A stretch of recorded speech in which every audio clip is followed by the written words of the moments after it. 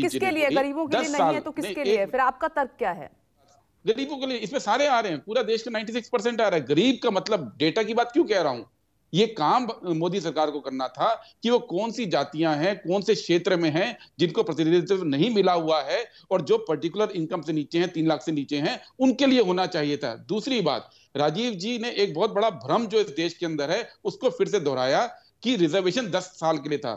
Reservation राजनीतिक जो legislation Lok Sabha, Rajya Sabha और विधानसभाओं में, उसके लिए 10 साल के लिए था।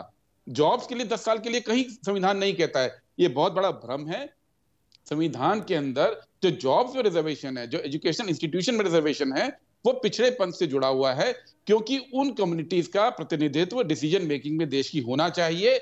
ये जरूरी है। ये सिर्फ भारत में नहीं है, दुनिया के तमाम डेमोक्रेसीज, अमेरिका से लेकर ऑस्ट्रेलिया तक, मैं ये ब्रेकिंग आपको बता देती हूं कि दो जजों ने ईडब्ल्यूएस आरक्षण को, इस रिजर्वेशन को सही ठहराया है। 2 जजों ने जी।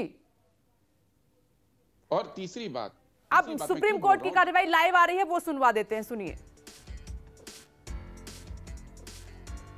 Petitions, read petitions, and the petition for special leave to appeal forming the part of this batch of matters are dismissed.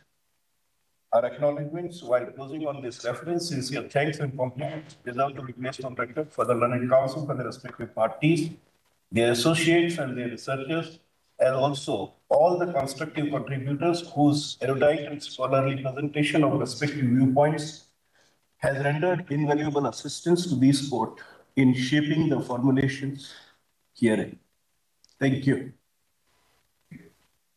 I'll now invite Honorable Justice Bela Trivedi to place her view. I have concurred with the opinion of Brother Justice Maheshwari. However, I have penned down certain my views also. I'll just read them out. As well settled, it must be presumed that the legislature understands and appreciates the needs of its own people. Its laws are directed to the problems made manifest by experience, and its discriminations are based on adequate norms. Therefore, the constitutional amendment could not be struck down as discriminatory if the state of facts are reasonably conceived to justify it.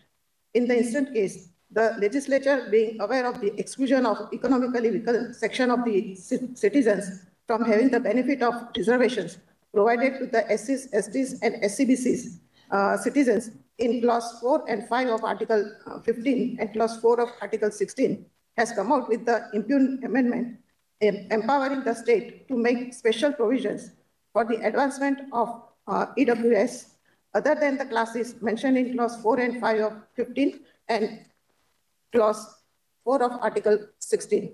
The impugned amendment enabling the state to make special provisions for EWS of citizens other than SCs, STs, and SCBCs is required to be treated as an affirmative action on the part of the Parliament for the benefit of and for the advancement of the EWS of the citizens.